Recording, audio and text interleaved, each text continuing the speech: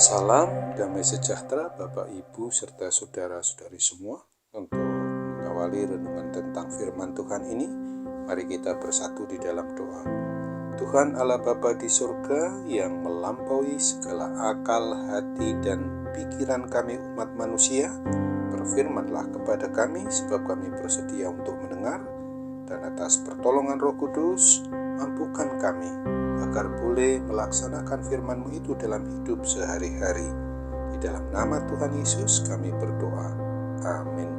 Sebagai nas renungan firman Tuhan hari ini diambil dari 1 Timotius 1 ayat 12 yang berbunyi, Aku bersyukur kepada Dia yang menguatkan aku, yaitu Kristus Yesus Tuhan kita, karena Ia menganggap aku setia dan mempercayakan pelayanan ini kepadaku. Sebagai tema yang diangkat dari nas renungan kita ini adalah bersyukur hanya kepada Tuhan Yesus yang menguatkan kita umatnya. Rasul Paulus menggambarkan bahwa dirinya adalah sebagai seorang yang sangat berdosa di hadapan Tuhan dan di hadapan sesamanya umat manusia. Rasul Paulus sebelum beriman percaya kepada Kristus adalah seorang penghujat, penganiaya jemaat milik Kristus. Bahkan seorang yang ganas, yang memburu dan membunuh orang-orang Kristen pada masa itu. Kita semua bisa saja menggambarkan bahwa perbuatannya adalah seperti sampah di masa kini. Seseorang yang dianggap tidak berguna bagi masyarakat, yang melakukan sesuatu yang nista di mata sesama umat manusia. Bersyukur bahwa Kristus Yesus Tuhan kita yang penuh kasih, yang kasih-Nya begitu besar itu, memberikan anugerah-Nya yang berlimpah di dalam kehidupan baik Rasul Paulus dulu maupun kita pada masa kini.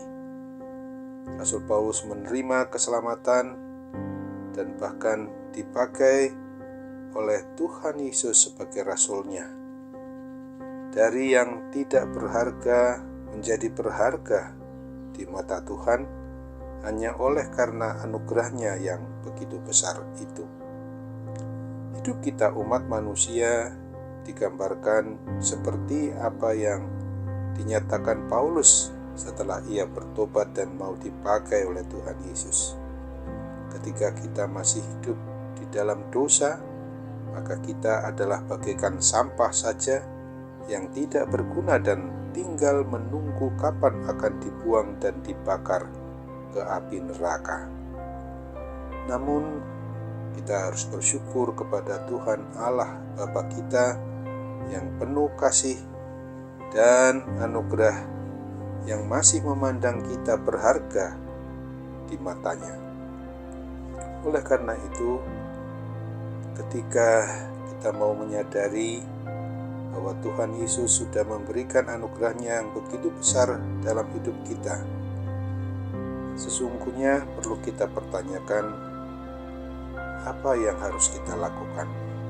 Pertama-tama adalah kita harus bersyukur. Kita harus berterima kasih kepada Dia. Kita harus sungguh-sungguh menyadari bahwa oleh anugerah-Nya itu kita dapat diselamatkan, bukan saja berhenti setelah kita mati dari dunia ini, tetapi diselamatkan dalam hidup yang kekal kelak, sebagaimana yang sudah dijanjikannya kepada kita. Sebagai umat manusia berdosa, kita sebetulnya tidak mungkin bisa menyelamatkan diri sendiri dari kebinasaan maut itu. Akan tetapi karena Allah mengasihi kita, maka kita pun diselamatkan bukan karena kebaikan kita, bukan karena amal ibadah kita, tetapi hanya karena anugerah-Nya saja kepada kita. Kedua, kita harus melayani-Nya, sebagaimana Rasul Paulus yang Tuhan Yesus pakai menjadi rasulnya itu maka mari kita gunakan hidup kita mau menjadi hamba-hambanya, sahabat-sahabatnya di dalam memberitakan Injil keselamatan guna pujian dan kemuliaan nama Tuhan Yesus dengan apa yang Tuhan sudah percayakan di dalam hidup kita ini. Segala talenta, harta, waktu, bahkan hidup kita seluruhnya yang hanya sekali ini di dalam dunia, mari kita pergunakan untuk melayani Tuhan Yesus. Melayani dengan hati yang penuh dengan syukur, terima kasih, diliputi sukacita yang begitu besar. Tuhan Yesus sudah menjadikan hidup kita berharga. Oleh karena itu, mari kita jadikan hidup kita berharga bagi Allah dan bagi sesama kita umat manusia. Amin. Mari kita kembali bersatu dalam doa. Terima kasih Tuhan Allah Bapa di surga, di dalam Tuhan Yesus Kristus dan dalam persekutuan Roh Kudus, untuk firman Tuhan yang boleh mengingatkan kami hari ini betapa berharganya kami di mata Tuhan, karena kami sungguh-sungguh ingin hidup untuk bersyukur berterima kasih dengan senantiasa menyatakan sikap, tingkah laku dan perbuatan kami sehari-hari harus menjadi pewarta dari Injil keselamatan yang Tuhan sudah anugerahkan kepada kami untuk boleh kami kerjakan senantiasa setiap waktunya. Sambutlah harapan dan doa kami juga untuk segala hal yang menghalangi kami untuk tetap dekat denganmu. Keberdosaan kami Tuhan kiranya ampuni kami, layakkan kami untuk menerima mujizat kesembuhan juga bagi keadaan kami yang dalam kondisi sakit saat ini. Karena kami mau berdoa dan bermohon hanya dalam nama Tuhan Yesus.